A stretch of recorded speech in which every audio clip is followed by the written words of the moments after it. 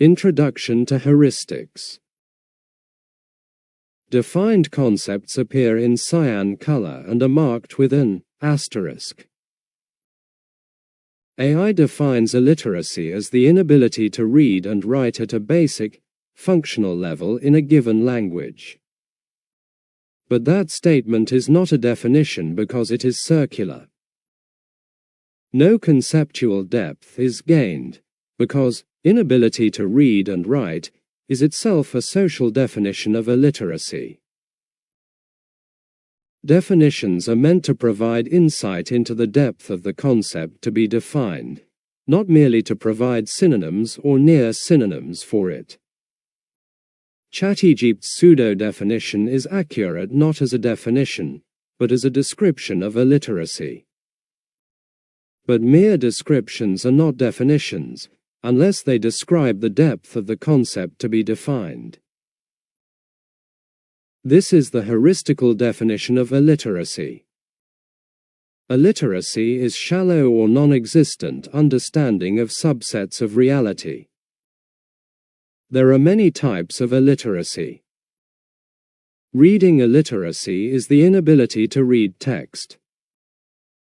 Writing illiteracy is the inability to write text.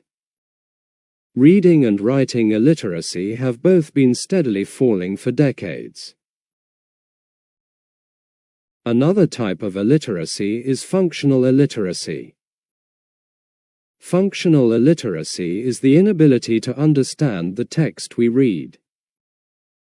Functional illiteracy has been steadily increasing for decades. Another type of illiteracy is definitional illiteracy. Definitional illiteracy is the false belief that one knows the meanings of important terms one uses. Definitional illiteracy is widespread globally. Heuristics deals with definitional illiteracy. Only a minuscule percentage of people are able to produce definition-aware discourse. Definitional illiteracy greatly facilitates sustainable corruption and hinders accountability. Another type of illiteracy is metaphysical illiteracy. Metaphysical illiteracy is the inability to meaningfully grasp reality itself. If definitional literacy is minuscule, then metaphysical literacy is vanishingly small.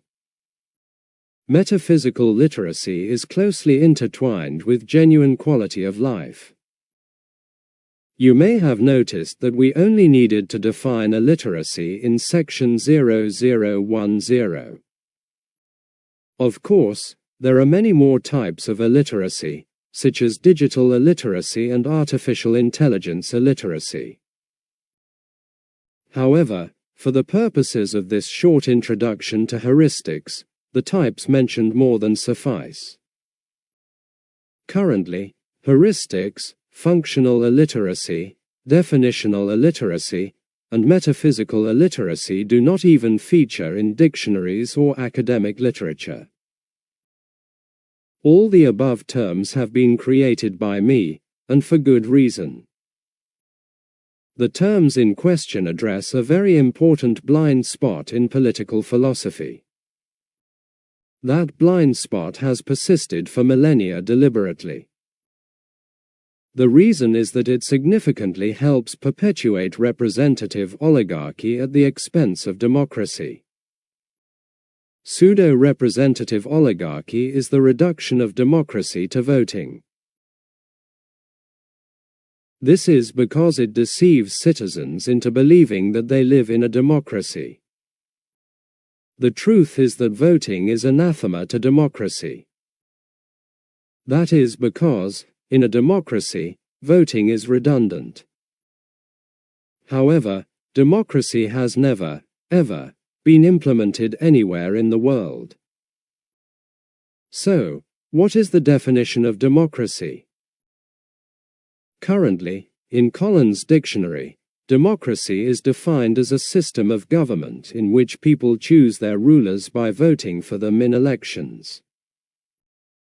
ChatGPT's definition is comparable, but longer, because it includes certain traits of democracy. However, neither statement qualifies as a definition of democracy because both equate it with voting, which is the definition of representative oligarchy. This is the heuristical definition of democracy. Democracy is each adult citizen exercising power on a personal rotational basis in alphabetical order. Subject to demographics, each citizen legislates in the city council for a few days, patrols their neighborhood for a few days as a police officer, and serves as a judge or juror in court for a few days. It becomes clear now why voting is redundant in a democracy. It also becomes clear that long tenures in the exercise of power and democracy are mutually exclusive. Moreover, this constitutes the ultimate decentralization of power, as democracy demands. It is not difficult to see that, in a democracy, corruption is highly unlikely to take root. Corruption is not instantaneous. It requires identifying opportunities, building trust among corrupt actors, establishing reciprocal expectations, and concealing patterns. Short tenures interrupt all four. Corruption requires predictability of power. For corruption to flourish, actors must know who will still be in power tomorrow, who controls decisions long enough to be worth bribing, who can protect them later. Short tenures destroy predictability. Corruption requires concentration and is efficient only when power is concentrated. Few gatekeepers, repeated access, cumulative influence. Corruption requires career incentives. Long tenures create future rewards, revolving doors, and deferred payoffs. Short tenures remove the payoff horizon. Why invest in corruption if you leave office in days? Your successor is a random peer, and retaliation is likely once roles reverse. Corruption requires asymmetry. Corruption thrives when rulers are insulated, citizens are passive, enforcement is external. In a system where today's decision-maker is tomorrow's ordinary citizen, enforcers and governed constantly switch roles, corruption becomes self-defeating. Corruption is a long-term coordination problem. Democracy is a short-term rotation system. Most anti-corruption rhetoric relies on ethics, transparency, and oversight, but democracy bypasses all of that. Short tenures deny time, deny predictability, deny concentration, deny incentives, deny asymmetry. Without these, corruption cannot take root, let alone flourish. But most importantly, democracy, in the long run, shows us that ethics pay. How likely is it that one day democracy will actually be implemented? After paying a huge price on account of climate change, drug abuse and trafficking, suffering multiple pandemics, and a catastrophic nuclear war, democracy will be implemented. No doubt about that. The countdown has already started. The next Nazi Germany is brewing in the US as we speak. Russia, the US, China, Israel, and Turkey, to name a few, proclaim their territorial ambitions without keeping up any pretenses. Russia in Ukraine, the US in Greenland, China in Taiwan, Israel in Palestine, Turkey in Greece, Cyprus, Syria and elsewhere. In comico-tragic style, the Turkish regime claims that it is entitled to Greek territory just because it is very close to Turkey. What is the definition of borders, after all? Do we know of any borders that are at a great distance from one another? Erdogan invokes Ottoman glory to intimidate the world. But the world knows that the Ottoman Empire is, in effect, tantamount to an Ottoman vampire. There is no glory in harems. There is no glory in tearing children from their mother's embrace, never to see them again, and making janissaries out of them. There is no glory in trading women and children as slaves. There is no glory in the institutionalization of rape and the sexual abuse of children, boys and girls. There is no glory in committing genocide against the Armenians and other peoples. There is no glory in the Ottoman legacy. Therefore, Turkish governments had better act cautiously because history is against them. Erdogan pretends to care about the Palestinian genocide committed by Israel, but his government refuses to acknowledge the genocides Turkey has committed. Erdogan can spare us his crocodilian tears. Not only has Germany officially acknowledged all the atrocities it has committed, but it also has a lot to show on the positive side.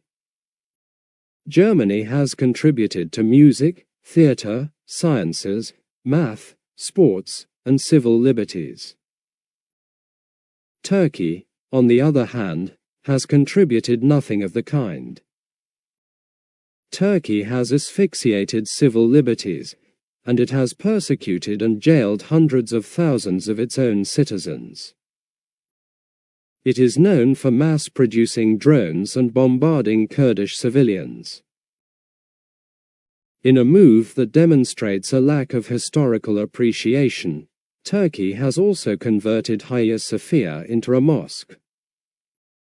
But nothing can change the fact that Hagia Sophia remains Greek, as it was created by Anthemius of Tralles and Isidore of Miletus, renowned Greek architects.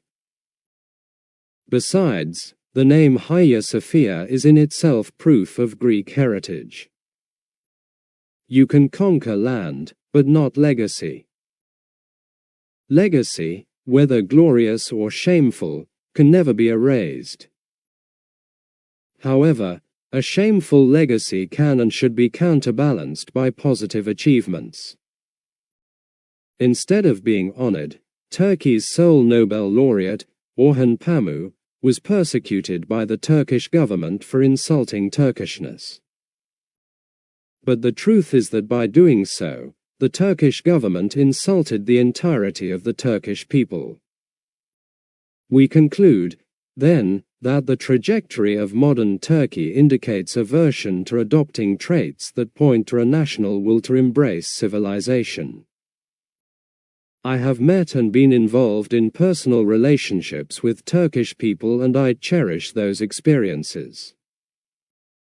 So, I know firsthand that a sizable portion of Turkish people espouse a civilized way of life, as we understand it in the West. In my estimation, it is perhaps a quarter of the Turkish population that pulls Turkey away from achieving a high quality of life.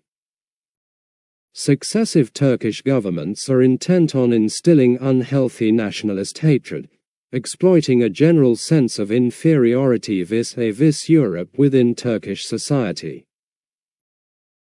Clearly, Turkey needs an enlightened leader who would rally the people around a promise to shake off warmongering, assaults on civil liberties, and the nurturing of criminal activity such as drug and arms trafficking. If such a leader does not emerge soon, Turkey's future is bleak, and no number of drones based on copycat technology can save it. Any country can make drones, but producing civilization has so far proven off-limits for Turkey, a total laggard. The study of Plato's works in schools would be highly beneficial for Turkey. What I know for a fact is that Greeks would love Turkey to be an educated and respectful neighbor. For Greeks have a natural hunger for interacting with other peoples, as long as they mean well. That is why in Eastern Mediterranean countries, more people speak Greek than English.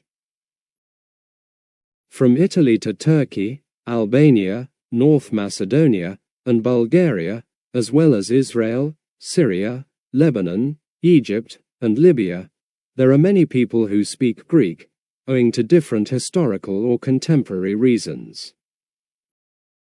You cannot say the same for any other language in the area. Of course, we also need to emphasize that Greece is one of the most corrupt countries in the European Union, if not the most corrupt. That is the sad truth, but, fortunately, the level of corruption is a far cry from the corresponding level in Turkey.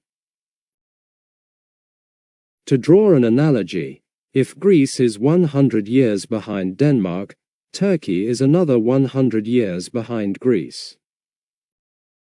As a final comment, I have this to say: Turkey has enough area, it does not need more. What it needs is a good name, a fruit that only a drastic change of mentality can bear.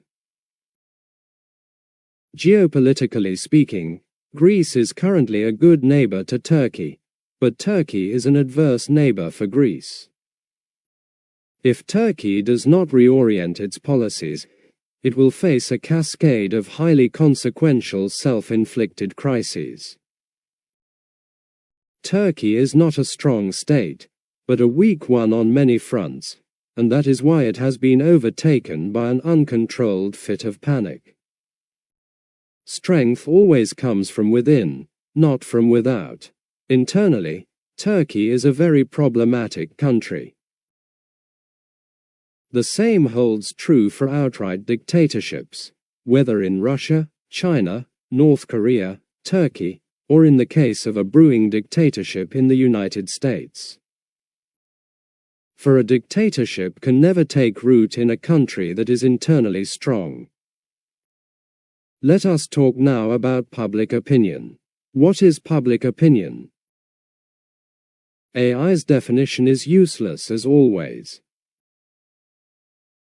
Public opinion is the collective set of views, attitudes, and judgments held by a population about issues of common concern, such as politics, society, culture, or public policy.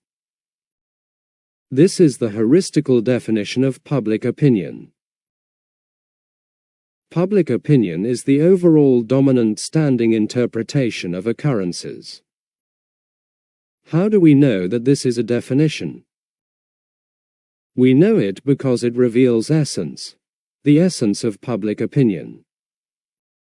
Revealing essence means describing, thus exposing, the depth of the concept to be defined. When we state what must be the case for the concept to exist at all, we expose the depth of it. When we identify constitutive functions of the concept to be defined, we also expose its depth. Anything that is not an interpretation is excluded, that is, it is not public opinion. There is no need to cite any examples. Descriptions, facts, data, and events do not qualify as interpretations. Anything that is not standing is excluded, that is, it is not public opinion. There is not need to cite examples. Ephemeral reactions, momentary responses, transient moods do not qualify as interpretations. These are a few of the criteria that point to having successfully formulated a definition. To be continued in the video titled Introduction to Heuristics 2.